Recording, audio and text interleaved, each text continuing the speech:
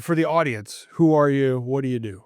My name is Nate Burge. So I'm primarily a drummer, like you. I mean, at least that's how I know you. I know we've swapped fill-in gigs between each other many That's right. times Yep. and Yep. such. But yeah, I've been playing drums pushing 15 years now, and I've kind of been in and around, the Minnesota music scene, if you will, playing out live since I was, I don't know, 16, 17 years old. So Nice. yeah. Awesome. Where was your first gig? Um, First gig, I don't know if it counts exactly, but one of the first oh, no, I know. Okay, first gig was with my buddy Jason Paulson. I I know was, that name. in college with him at the time, and his drummer was sick or injured or something happened, and he was, like, searching to the ends of the earth to try and find someone, and him and I had an interaction in the hallway where it was like, "Hey, I saw you play music, and, like, I play drums," and it was kinda, "Sure you do, kid," sorta scenario, like, he's probably the age I am now, like, early mid-30s, and I'm 17 years old, like, "I can play drums," and, but it worked out, he gave me a shot, and I showed up to, um this, like, private outdoor party. It was somebody's birthday party in their backyard or something, and I remember it being on this, like, little octagon-shaped patio in the middle of the yard, and it was him and I and a bass player, and it was basically like, "Hey, you got, a month to learn 60 songs. Good luck," and I showed up and did it, and he, Nice. at the end of the gig, he handed me a $100 bill, and then my life was over. It was like, "Whoa," and That's more money than I made this month. right, exactly. Like, I mean, when you're 16, 17, and you get handed $100 cash to, play your drums for 2 hours, it's Right. like, "Whoa, cool." Right. So that was kinda my first, like, professional paid gig experience, if you will, I guess. Yeah. And so not to beat up on the industry too much, but 15, 16 years later, you're still getting that same $100 bill, no Right, matter how good you are. right. Yeah, yeah, there is that. Inflation, everything else has happened, and it's still $100. Yeah, It's a pretty standard fee, right? in my experience, it is, yeah. I mean, I will say, like, lately, it's at least, like, you had Brady Morin on here recently, Yeah. and I play together a lot. We have a couple projects together, and we kinda manage those between the 2 of us. So we've been really pushing to try to get us that, like, at least, like, 175 to 200 a guy thing, but, at the end of the day, it kinda is what it is, and Right. Yeah, you like the bar, you like the people, they right, treat you right. well. There's something to be said Sometimes for yeah, that relationship that makes it, like, absolutely. makes you flexible on that, at least as far as I'm concerned, and a lot of the people I know and play with, so, Totally agree. yeah. I never really liked going playing in the middle of nowhere for 2 people in the bar for nothing, but you know what I mean? When you Mhm. go to a place and they're like, "Hey, we really like you guys, and Yeah, come for back sure. and see us again," and it just feels good, Yep, feels worth it. absolutely. Yeah, cool. Because if you're not having fun, right, you're not feeling good about what you're doing, then why are you doing it anymore? Sure, yeah, No exactly. matter what That's area of life you're in, right? I've been told by so many other musicians, and it's kinda my golden rule in the back of my head is, like, once you don't love it anymore, it's like, okay, then maybe it's kinda time to rethink what you're doing, and Mhm. I don't know, I've been doing it all these years, and I still get excited every time we go out to play a show pretty much, I mean, That's so, good, man. yeah, That's good. yeah. So what is probably the most memorable show you think you've had so far? Okay, I was thinking about this for a couple weeks, and I've got a top 3 that I Top like that I 3. like to Alright, talk hit me. about. So, um, in 2018, I was kind of got a random chance to play, the main stage at First Avenue with Nice. a quote unquote Minnesota outlaw country tribute band. Okay. Mark Joseph was kind of the guy that put it together. He's a kind of a big time local musician. Mark Joseph and American Soul, I believe, is what his band is called, and he's had several projects throughout the years. But I got to kind of hop in on that, and it was kind of cool because it was like, all right, here's all these, 5, 6 different musicians from different projects that never met each other before. Really throw them together in a room, rehearse 8 songs. We'll see you on the stage in a week, and that was Mm. pretty much it. So, But it was cool just to get up and be in that room and be on that stage and you know, see it from that perspective. I've been to several concerts there before, but you know, only the one time have I gotten to actually be on the stage myself. So That's pretty cool, man. towards the top of my list. And I think another one is one year with the Jason Paulson band, we played I believe it was Lakefront Music Fest in Prior Lake. Um we got to do a cool, like, national headliner opening slot there, Hmm. and I was actually playing, like, conga hand percussion stuff instead of drums for that show, Really? and, that was cool because I mean, there was, you know, 1,000 people or whatever, and you're on the big outdoor stage, and I actually got to be at the front of the stage for once and, you know, dance around like a fool and have fun, and it was just a blast, and, I That's was cool. terrified, but it was so much fun, and, that one ranks So pretty high. Paulson plucked you up at 17 and you're still jamming with him until this day. Yes, yes, I like it. him and I have been playing together, I think last we counted, we're pushing 14 years Wow. playing together now, and, That's pretty cool. yeah, it's those guys are like family to me for sure. You're still the young buck in the band, though, I presume. Yes, yeah, that never seems to change. But yeah, that was a really good experience, doing those 2 gigs. Yeah, I think those are probably the top 2. I had a third one, but I'm blanking on it at the moment. That's all right. We could always circle back around. For sure.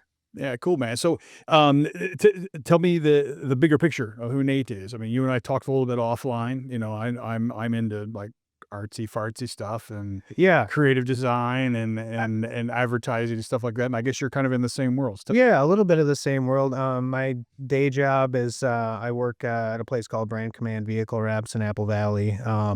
We do, you know, commercial vehicle wraps and things like that. I've always been into creative design. I went to school for that. That's how I met Jason and taking classes in design. Oh, nice, nice. And so I've always done that, like with and for all the bands I'm in. A lot of, you know, like logo design, social media stuff, and you know, some of that when I can is always fun. So that's something I've always been into, and it kind of leaks into my career a bit. I've had a couple jobs as a designer, but I'm really into, you know, like the printing and production and that kind of stuff is kind of where my jam is at now, you know, my professional like 9 to 5 life, I guess, if you will. Nice. But yeah, So if I pull my car up in your front yard, can you wrap it by yourself, front to back? I Do you have the cannot. skills? No. I do not have the Okay. skills for that. I have done one commercial wrap by myself before, and it was like a small vehicle, and it probably took me 5 days longer than a professional even to but hey, I can say I did it once. So, How long does it normally take for if a professional was doing it? I mean, typically, like, one of our guys will get a vehicle done either 2, 3 days or so, something like that, like 8-hour working days. Wow. Roughly. To me, I think you know, as a layman from the outside, I thought it was like a 2 to 3 hour job. It's like more like a 2 to 3 day job. That's pretty. I mean, it really depends on who's doing it, Sure. but yeah, I mean, I would say, like, most that I've worked alongside and experienced, it takes, you know, a good day to get a vehicle wrapped, you know, quickly. Hmm. I mean, there's a lot of detail work to it, so Wow. yeah. Impressive. A Mhm. lot more involved than I thought. Right, right. Yeah. Yeah. Cool. Well, cool, man. Take me back to young Nate. You know, Sure. like prior to the 17-year-old playing with is it Jason Paulson? Yep, Yeah, yep. I didn't want to get the first name wrong. Yeah, Jason Paulson. Before he plucked you up, like what got you into music? What inspired you? Yeah, so I grew up with a, like, lead guitar player for a dad, essentially, in my house. My, stepdad, he's, always had been playing throughout my childhood, so we always had, you know, his bands rehearsing in the basement of the house, and, you know, like, at a certain point when I was kinda, you know, I in 5th, 6th grade, I got into, you know, the band in school and stuff, and it's kinda funny because they put me on a trombone. Initially, they just handed me a so the only spot we have left is a trombone, here you go. I took it home, tried it for, like, 2 seconds, I was like, "This is lame, like, I wanna play drums, come on." So I went back and I asked the teacher, like, "Hey, can I really wanna play drums, can I play drums?" And they were kinda like, "Ah, we don't have any more spots, we don't have any more spots." And they finally, I don't remember how, but I finally convinced them to let me try, and, they never pulled me off again all through high school, so Nice. it worked out that way. But, that's kinda what got me started, I guess, on the instrument, and then, Watching my dad play in his bands and all that fun stuff, like, kinda gave me a little bit of a taste of what, the gigging musician does and kinda that cool, like, "Oh, look at that guy up on that stage with the lights and the big speakers and all that," a little different than your marching bands or your concert Right. band scenarios, but, yeah, I got to learn about it that way, and I think, uh what really did it was, eventually, a really good, like, best friend of mine, um, our 2 parents put a band together. So, Hmm. him and I were always hanging out, watching them play and learn songs and rehearse, and we were at all their practices and stuff, and, we kinda thought, "Oh, we can do this, like, I can play a little bit of drums, you can kinda play guitar and sing, let's figure this out." So, Hmm. Zach is his name, him and I figured out how to do it, kind of the 2 of us, and we just kinda slowly wrangled in my brother and got him to learn bass and a couple other friends in the neighborhood, and we figured it out and put a little cover band together, when we were, I don't know, 14, 15, whatever. Mhm. And, Remember the band name? Makeshift is what it was called. Makeshift. Yes, yes, Okay. yep, yep, and, we like any band, we had a couple of years worth of rotating members and figuring out the sweet spot, but we had a lot of fun. We played some county fair things and Hmm. played around. The very first time I think we got that kinda, like, on stage experience was, we got to, play, like, on a break at one of, our dad's shows, like, at the local bar Hmm. in town. They were playing a party or something like that, And you guys or were like something, the and yeah, with a break and they entertainment. were like, "Guys, if you can learn, like, 2 songs really well, we'll let you come up and play, like, during our 15, 20-minute break or whatever," and so we rehearsed like psychos for weeks. Like, we were I mean, it was summer, and we were kids in middle school, high school, so we would practice for 12 hours a day and hammer those songs like it was, gonna make us $1,000,000, and we got up there, we played the song, the whole building clapped, everyone was excited, and we were all like, "Yes." Like, that's at least, I remember the feeling and That's a like good that. vibe. Yeah, like, that was just cool just to, like, make people excited and, like, that, like, get them to like what you're doing, and Mhm. just to see the reaction is cool, so So Zach, do you still play with him? I do not. He, actually moved from Minnesota out to Florida a Okay. few years back. Probably, I think it was in 2017 or 2016 sometime they moved, so we haven't played music together outside of just, like, a visit and quick jam in Sure. quite a few years, but we had a lot of years of good times playing together, wrote a lot of songs together, and Nice. put out a couple CDs together and all that. So yeah, unfortunately, we're both a little bit too spread apart, and life gets in the way of playing together consistently. But every once in a while, we'll see each other and jam a little bit. So Nice. yeah. Well, tell me about the projects you've got going on now, and I think there's many of them. So Um, yeah, primarily, I'm doing the vintage revival thing. I know Brady talked about that a little bit when he yeah, was on here. I love those guys. Yeah. I had if you probably remember, I had you guys out to my house Oh a yeah. few years back. Yeah, that was awesome. I was That I was a was good time. I was I had no expectations, Mhm. but you were amazing. You guys Oh, were thank they were you. really, really good. Yeah. Yeah, so that was kinda my baby, if you will, like, I kinda do the booking, and I, did all the branding and Is that right? design Nice. the website and run the website and Nice. handle pretty much all the communication from the band outwards Okay. and all that stuff, and, That's how it should be. um Drummer's holding everything down anyways, so. right, right, right. So it sounds like another thing we have in common. Yes. Yes, indeed, sir. But, yeah, that's been kinda my baby the last 2.5 years, and, I kinda took all the stuff I've learned from playing with Jason and others over the years and watching them run the show, and Mm, kinda took all that knowledge and, "Okay, I'm gonna put it in this basket over here, and we're gonna see what we can do." nice. And that's kinda led to a good, couple of years of jamming and like, Brady talked about too, we got to do the state fair thing with Bob FM this Yeah. past summer, and, I've seen the band actually, because I follow you guys still, mhm. and I've seen it just progressively playing bigger and bigger stages, which is really Yeah, awesome to yeah, see. yeah, it's been a blast, and we're hoping just to kinda keep going. I mean, it's been a fun, year and a half or pushing 2 years now, I think, so Yeah. Also, I saw you guys basically when you were relatively new then. We Okay. were at that point, we were relatively new into kinda like we had our solidified list of covers, and by the time we came to your party to play those was, like, when we were just getting to the point where we're like, "Okay, we feel really comfortable and really solid. Let's start pushing this thing." Nice. Nice. Okay. So, yeah, I mean, we'd played several bar gigs before that and had some of our regular spots Right. and whatnot, but after that show at your place was, the first time we got some, like, really decent outside feedback from people who didn't already know us at all, and Right. we were kinda like, "Okay, cool, like, we're not just crazy, we're doing a decent job at this, let's see what we can do here," and For sure. yeah, yeah. Well, so give me a piece of advice, or the audience a piece of advice, right? So, there's many, many musicians, right, that start these bands and they kind of in the basement and they play for it, and they're really focused on dialing in every single note, but they never get out of the basement and get on the stage. Why is it important to kind of make that transition?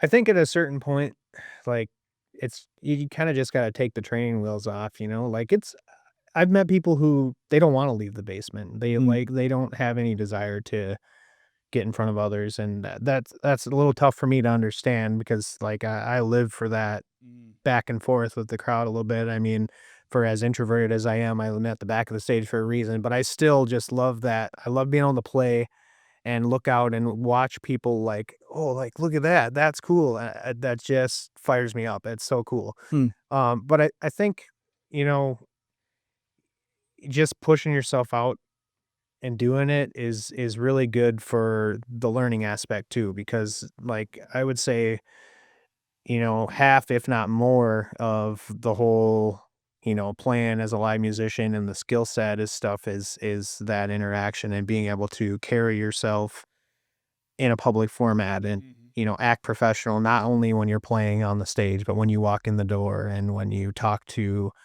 the staff at whatever location you're playing or when you interact with individuals in the crowd when you're talking on stage, all the whole thing from front to back is an interesting kind of social mm. learning curve, I think. Part of the show, Yep.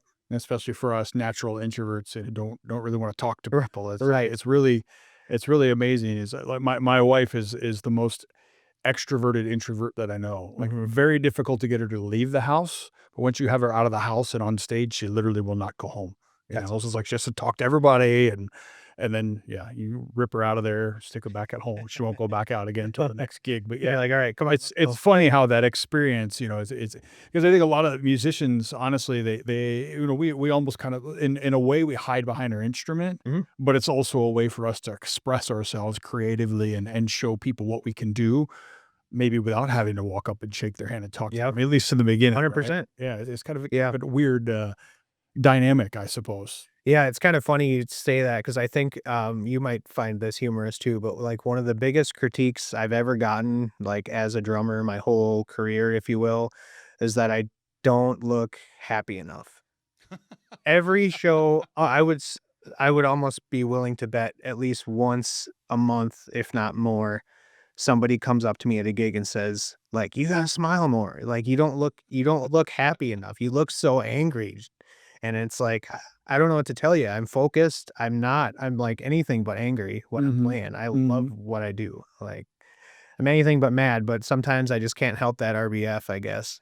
But That's that's funny. yeah, it's interesting. But I always get this from the Right? people always point at me and do that Really, yeah. you're, And nothing frustrates you more in the moment, at least for me, than when someone starts to tell you you're not happy enough while you're happy. throw a stick at 'em, yeah. Yeah. But that won't go over too well, No, I don't think that would reinforce the point. right. I'm really happy as we're I chucking get it in the drumsticks. face. Yeah. Cool. While we're talking about image, Yeah. we gotta go back to Vintage Revival, Yes. and we gotta talk about these pictures that you guys did, man. Sure. Yeah. So whose idea was the recent photo shoot where you guys are doing, like, the Olin Mills? That was so hilarious. That was, a lot of our singer Alex's wife, Red Day. She's a pro photographer. Is she? One of her businesses is she runs a little Nice. photography business. So, Okay. She kind of had the ideas. The particular comical pose is like the JC Penney pictures, if you will. That was like Brady's wife, Veronica. I think she was the one that like was like, "Oh, you guys have to do this," and we were all kind of like, "Are you serious?" Like, all right, And it we turned did. out so Oh, and it's hilarious. It's like it's cringy and it's awful, but it's hilarious and it gets attention. People laugh at it. yes, it They're like, does. "Whoa." And I thought it was particularly funny when we first started playing at Badger Hill in Shakopee. That's the photo they use for all of their advertising when we play. That's the picture that goes up on their big screen TV in the room, in the tap room. That's what People are like, "Am I gonna watch that?" yeah, Then? that's what goes on the Facebook page on all their professional looking, ads and stuff for when we play there. And it Amazing. cracks me up every time. So yeah, it was I think it was Brady's wife that had the idea for like, "Oh, let's do the really cringy poses like with the backdrop," and yeah, yeah, yeah. That's hilarious. So Have you seen some of the spin-offs of like Game of Thrones, like Olin Mills and stuff like that? No, I have okay, not. yeah. I'll have to send them to you. They're pretty Yeah, funny too. please. Stylistically similar, I suppose. That's awesome. Well, cool. So we talked about vintage revival. Yeah. I know you got some other things going on. Talk to me about what some of the other. Yeah, I know you got a couple things with Brady. yep, so we do the county line thing, and, he's actually, like I'm super proud of that guy. It's really cool how he's really, like, honed his craft, and he's branching that out into a, big deal. Like, we started him and I, just the 2 of us doing that, and that's what county line started as, was Yep. just a duo thing. It was actually after Audio Scars kinda fell apart, Yep. because you kinda moved on, I took over for you, and then, just things didn't quite work out, and so that band kinda, dissipated or whatever at a certain point, and Brady Hmm. and I thought like, "Well, we've been through, a couple different bands now where we're kind of the last men standing, so well, let's just see if we can do it by ourselves and not have to rely on anybody else." And, we kinda got together, and I brought the little suitcase kit thing, and, The suitcase yeah, kit. we smushed into Brady's little office bedroom in his house and, like, half the size of this room, and we hammered out, 10 songs to see if we thought it could kinda work, and we're like, "Oh, we'll give it a shot," and Nice. we ended up playing, at the OP. I think you guys played out in Hector for, like, their street I remember dance one of those, Dave. where they had Yeah. the big trailer out in the parking lot. We played that bar inside. Gosh, that was such a terrible gig for us, though. Oh, yeah. It was so the humidity was so bad that Rob's guitar just stopped Oh, working. I bet. Yeah. We're in the middle, finally starting to get our juices flowing. People are Just dancing, and then suddenly we can't play anything dang. Yeah, anymore. weather. Yeah. But yeah, our first county line gig was at the OP, that bar in there. Like, Brady's real tight with the owner. He worked there for a while, I think, but Is that right? Nice. he, gave us a shot to come in and just kinda play some happy hour music, and it went well enough. It was kind of it was, not what it is today, I'll say that. It was rough, but it worked, and we did it. People seemed to enjoy it enough for us to, kinda go back to the drawing board and really hammer on more tunes, and Yeah. we kinda developed that for a few months and pushed it, and I think him and I played, I don't know, 80 some gigs that year, just the 2 of us cruising all over the place, and Nice.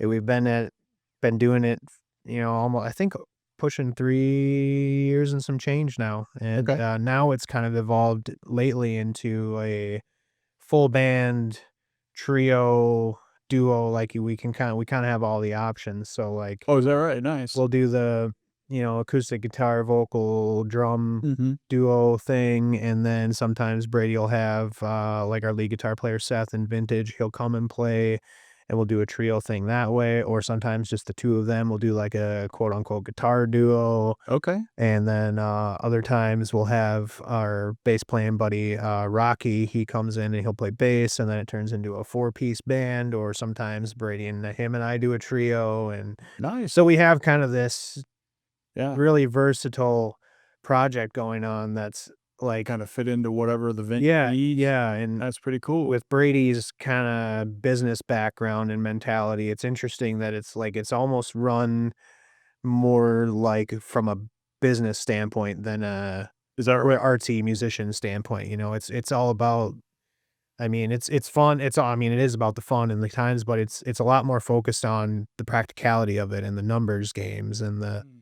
you know, um let's make this as painless for everyone as possible. And he takes into consideration, okay, Rocky and Nate live in Bloomington. Seth and I live out in, Hutchinson area. So Mhm. let's try to find gigs that are, decent crews for all of us. And, sometimes these guys are going to have to drive 2 hours, but let's make sure we book some stuff in the metro. And Sure. so it's been a cool project to help kind of develop over the last couple of years. So that's probably, honestly, one of the busiest projects I'm in right now is that him and I are out playing something somewhere together almost every week. So those two bands, and then I am still with Paulson kind of part time. Oh, I cool. was like his primary main guy for, like I said, almost 13 years. And once we started Vintage, I kind of, took a part-time role in that band, and now I play as kind of a second string. And so I'm still doing that, once or twice a month or something, if that. So I mean, once, twice a month's a lot of gigs. yeah, Actually. It's when you yeah, got all this other gigs going right, on still, right. so So you're pretty busy. I mean, how many weekends a month you out there playing? I play. I mean, I would say 2 to 3 for sure a Mm, month. My typical totals come the end of the year are usually between 80 and 100 shows, somewhere in there. that's not slacking. On the year. No, no. That's not slacking. No, it's not, and but it's, I mean, like we said, we wouldn't do it if we didn't love it, Yeah. so there's some of that too, but yeah. Okay, so walk me through the creation of the suitcase drum set. Yeah. That was, Jason Paulson motivated. He saw it one somewhere, and he was like, "We gotta have that in the band. That's so cool. That's the coolest thing I've ever seen," and so Does he play it in his band too sometimes? Yeah, yep. Actually, Okay. I played it a lot of shows in his band for a long time Okay. because anytime we would do. Because I saw it in County Line. That's the Yeah. time I saw it. So it kinda was birthed in the Jason Paulson band. Oh, Any small stages we'd play, like, I don't know if you've been in, we play O'Donovan's downtown Minneapolis, that little Irish pub by I already seen it. there. I They have a stage probably the size of this table. And, Yeah. Nice. and when we would pack a 4-piece on there, I would use that because I could squish into the little corner, Yeah. and that was kind of the beauty of it. Or like at the 318 Club in Excelsior, they got a little tiny stage there, and so that can fit on there. Any place where I was required to play quietly, Mm, that would come in handy. mm. So he saw one somewhere and said, "Oh, we gotta have this." He built kind of a prototype, if you will, but I broke that one in a matter of a month because it was literally just kicking against the plastic. Okay. So I kicked through the suitcase at a certain point, Okay. so I thought like, "Okay, we gotta do something different." I saw, I don't even know, like Shaky Graves is a big one, like a kind of a semi-famous guy that he plays on something like that. He kind of Okay. a busking one-man band type thing, I Okay. think, and I saw he had like a drum head actually on the suitcase. So I was like, "Okay, cool. I like that idea." So what I ended up doing is I went to like a Goodwill or something and I found an old plastic suitcase, Mhm. and then I went to, think there was a music store downtown Hopkins that I went to, and I found like a kick drum and a floor tom combo for like $90. So I bought that, and I took the floor tom home and I sawed it in half with a jigsaw and cut a hole to match in the suitcase, and the lugs actually are what hold the drum in there. So there's like half a floor tom set inside this suitcase, and I just took a hole saw and popped a porthole in the front so you can kinda put some padding in the bottom of the Mhm. shell, and you rest your microphone in there and Mhm. put it through some subs, and it sounds like a big, huge kick drum. I've heard it. It's So pretty impressive, it's actually. yeah, That's cool, man. even just Saturday, I was playing with it, and somebody came around the stage and was like, "Whoa, like, look at that." So, like, it's fun just to people get excited about it, and it's cool, and I get lots of comments on it, but yeah, that's kinda how it was born. My stepdad and I built it in the garage on a really cold night one night, and that was pushing 10 years ago, and I'm still playing on it. So, and the second design has held up pretty well. It's finally starting to crack a little bit Is that in right? certain spots, so it's gonna need some repairs. But I've got two They're others. doing 80 to 100 shows Yeah. a year. I mean, it's gonna put some Yeah, there's a little bit of road wear on it. Yeah, Sure. for sure. Yeah. I think even just your regular kick drum would be Right. all worn out Right. back then, so Yep. awesome, man.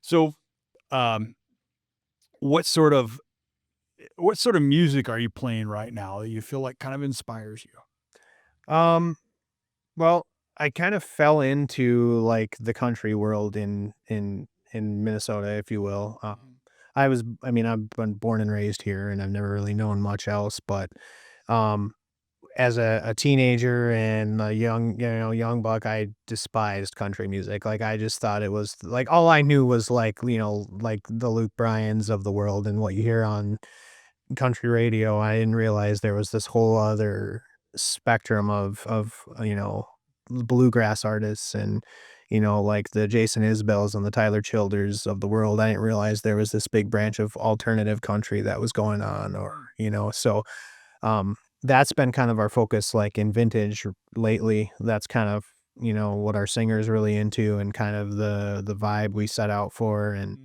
and stuff. But I kind of fell into Americana country with Paulson, and like that's kind of what I came up in now, and that's kind of where all my experience is. But I'm really, really into like blues music, like old school blues music, and I Mm. love going to like like now it's just called the Blues Saloon, but Wilpsky's it used to be for like the blues jams.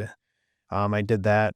It's been many years since I've gone now. And listening to you on this show and you talking about all these open jams is like really kind of inspired me to be like, man, I need to get back out and start It is so much meeting fun. new musicians and get into these So jams much fun, and yeah. learn some stuff. But You'll probably get a 3 drummer job offers before you right, leave the room. Yeah, it's really, yeah, I mean, there's a lot of great musicians. It's really just a great way to get to know people in the local community, so, for yeah. sure. But yeah, the country world is kind of what I've been in and what I've been playing, and I enjoy it. But I would love to get into like just rootsy blues band. I would love it. Like, that's what I listen to in my headphones for 8 hours a day is, Nice. Clapton and, Okay. the Kings, Albert and BB and all that stuff and, like Johnny Lang and you name it. We gotta sit together offline because my shuffle is not strong, man. I gotta work because I went to the Excelsior Jam. Mhm. I forget I frequent the that. brewery, Yeah, yeah. and it's very bluesy. Mhm. And I got up there and I played a couple songs, and they was a little bit more on the funky side. I can lay down some funk, but when they started playing the blues stuff, I was like just out of my element. Sure. Couldn't hang Yeah. anymore. So,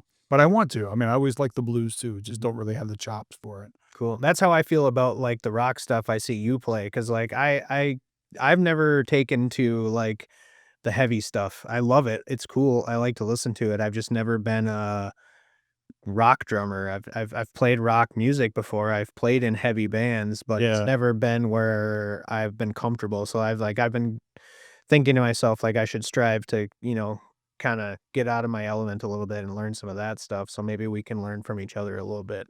Well, one of the ideas I had at one point in time, I kind of pitched it very lightly to Clash Drums. Is that when I was stationed in Germany, I was in a band, and there was this guy who used to be the drummer for Usher, who was also in the service at the time, and Yeah. he like sold me his drum set. But we used to set up 3 kits in the same room and do a woodshed. And Mhm. like 2 people just lay down. You seen the one with Danny Carey and Travis Barker and Yeah, I think I've seen Chad that. Smith. Yeah, It's yeah, basically yeah. the same thing that they were doing. Like 2 of them were just laying down the beat and the other one's just kind of doing crazy Mhm. stuff over it. But it's also just a great way to say, hey, let's, I'm a decent blues drummer. If 2 other people can kind of learn a little bit. How do I do that?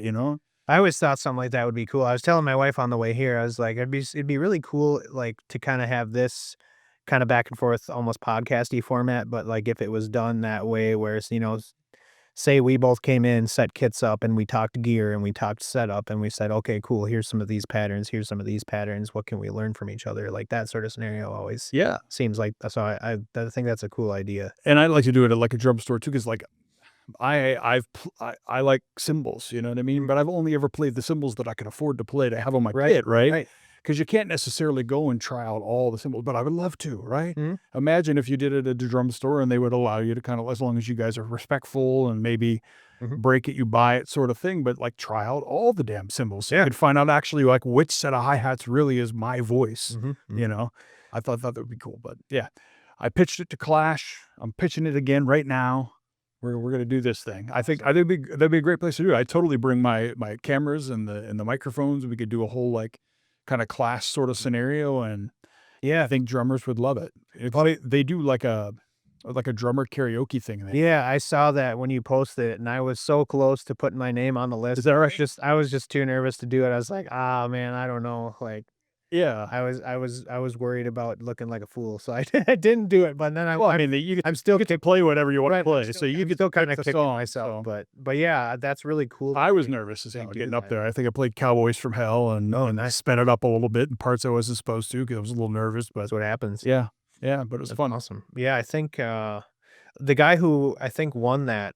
Um, Are you talking about the contest they had? yeah, they had. Did they have a Yeah. contest? Yeah, so they do, like, the drummers karaoke, I think they do it, like, once a month or something like that. Is that It's just more like a that's jam? more like anybody can go in and you pick a song and they'll put it on Oh, okay. they'll put it on the player and you listen to it and you just play the song, and it's just so I mean, there's a lot of drummers that go through, like, their education program that this is kind of like almost like a what do you call it, rehearsal? Mhm. Kind of Recital. recital. Recital, that's what I'm trying to Kind of think their of, you know? final test. Get up Sort of. there and actually play in front of people Oh, because cool. that's nerves and, everything else. So Okay. some of them are just, like, learning how to play, and then some of them are very, very good, so Well, that's cool too. yeah. That sounds a little more user friendly. I was thinking of the competition that they held this past year. Right, yeah. I wanted to get on the competition too, but, I mean, I like to get in competitions not because I think I'm the best drummer. Right. I wanna figure out where I am. Yeah. You know what I mean? That's what Mostly it's just like where do I fit, you know what I mean? Am I still I think I'm kinda like an intermediate drummer, but, where in that range? And then, I mean, I know there's some drummers in this town. Aaron Cole. Mhm. Have you know Heard the Aaron name. Cole? I don't know him personally. Phenomenal drummer, but dude comes is like you talked about how Jason, was saying, "Oh, yeah, the kid can play drums," right? So, Mhm. Aaron comes over to my house because he wants to buy a drum set, and he's like, "Oh, I play drums." I'm thinking to myself, "Yeah, fuck, whatever. Everybody plays drums, Yeah. right?" And then I went to the Route 47 open jam, and Aaron was up there playing some of the hardest, most technical songs, and just like, Oh, "Oh, this guy can play drums." he wasn't kidding me. That's funny. Yeah, and now he plays in Metallica. He's the drummer for, Nice. yeah. So there's some Yeah, there's a lot of talent out there, man. That's for there sure. is. That's another reason why this is cool. Because I mean, let's see, I've seen a few different drummers come across your podcast now as you've been, putting on episodes, and it's like, oh yeah, I've met that guy, or oh, I've never met him before. I better try to like, run into them somewhere because it's just learning from others is the real beauty in this Yeah. game. The profession. If I mean, what shocked me, in a very, very good way, and my wife and I, we moved here in 2013, Mhm. right? We both were musicians. We've been in bands before. We've gigged before or whatever, but we got out here, we didn't know anybody. We lived out in Albertville, first of all. It was a little far away from where stuff's happening, right? But we met a couple of musicians out in that area, and we're still very, very good friends with the people we met in the beginning, but it was a very small circle. And then started going to these open jams, and like most musicians, I was intimidated as hell walking to this open jam. I don't know who these people are, how good they are, or if they're going to be friendly human beings. You kind of think, oh well, I know I'm kind of like mediocre or whatever. When I get up there, they're just going to laugh at me or whatever it might right. be. You know what I mean? You got all these stupid things going on in your head, but after 2 or 3 times of going to the jam, I literally feel like these people are my family. Right? They're like on the same wavelength. They'd rather be doing nothing on a Wednesday other than going out and making some music, Yeah, that's whatever skill level you're at, you get people up there that are really just like blowing, they should be in a touring band. And then you get people up there that, are still just trying to figure out what they're doing. It's fantastic. 'Cause everybody's really supportive. No matter how bad you play, everybody gives you a high five when you get off stage. You know what I mean? I mean, at the end of the day, I feel like there's a little merit to the fact that, like, you did it, you Yeah, know? absolutely. Most people, like you said, don't wanna come out of the basement, so, like, if Absolutely. you're willing to get up there and play some stuff in front of strangers, even if it's not perfect, like, more power to you, I think. Right. I think that's half the battle, honestly. Yeah, one of my 2026 goals is to actually get on and sing a song. 'Cause I'm Yeah. not a singer. I could sing some little bit of backups from Yeah. time to time, but yeah, I'm nervous as hell about thinking about being at the front of the stage Yeah. where my wife belongs and I do not, right? Yeah, she's Maybe some bongos to hide behind or congas. Maybe I can do it, but yeah. for sure. Awesome, man. Well, I'd love to wrap these up. And if you've watched some of these episodes before, you've probably seen this, but I want to know who you think should be next on this show. Sure. Well, I've got 2 names for you. One is pretty obvious. I think you'd do well to have Jason on here. Nice. Paulson on here. He's a longtime musician. Family to me. He's toured all over. He's got stories for days, and Awesome. he's got a lot of insight to kind of the business side of things, if you will, and he's an interesting guy because he's not so serious about it, if you will. Like he's very lighthearted about it. He's very much loves the craft. He runs his own recording studio. His life is playing that guitar and singing songs. So Awesome. So I think he would be a great person to have on. Another buddy of mine that I play with, he's a bass player actually. I play with him in a band I didn't mention actually, Matt Gronke and the Crow River Rebellion. Okay. They're kind of a bluesy southern rock band I play with on occasion. Okay. So you're getting in there. Yes. But Tim Sunday is his name. And Okay. he's a pretty prominent bass player in the area, and he plays a lot with a band called Farmer's Daughter. Oh, I know the Farmer's Daughters. He plays with them. Nice. He plays with many people. He's kind of a He's one of those you can pick up the phone and say, "Hey, exactly. I'm missing a bass player. He's a solid Here's pro. 78 songs. Yeah, Can you learn them in 3 days?" he probably already knows them. Yeah, He's one of those guys. One of those. He's been around the block many times, and we got cool stories. And he's a pro for sure. And I've learned a lot just playing in a group with him about, anything and everything music related. So either one of those 2 guys would be, I think, fantastic for this show. Superman. Yeah.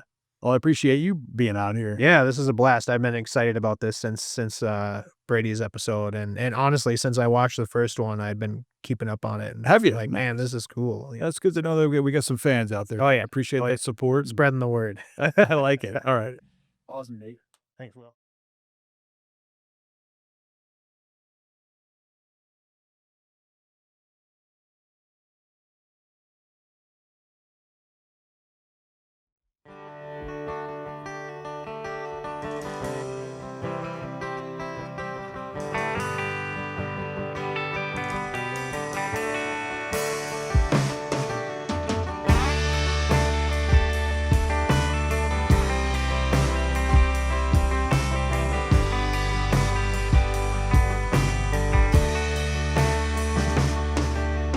$33 in my wallet and a bus ride home, and I'm sitting all alone on my front porch, smoking my last cigarette,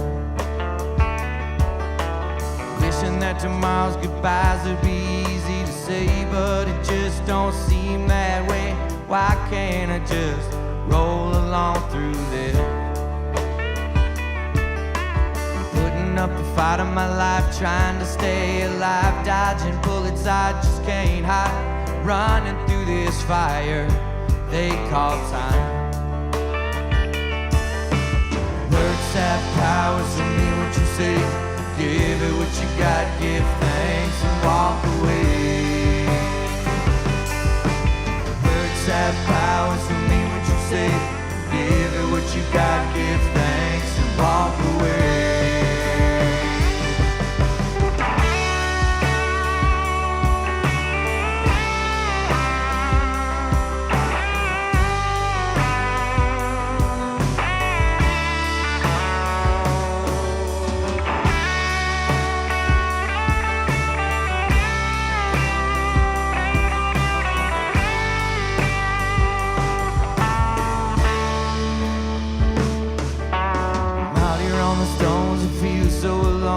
At the end of the day, the sunset comes to take my blues away.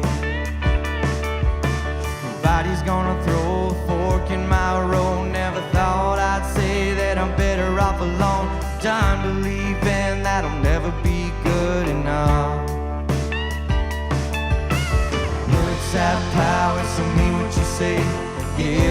you got, give thanks and walk away.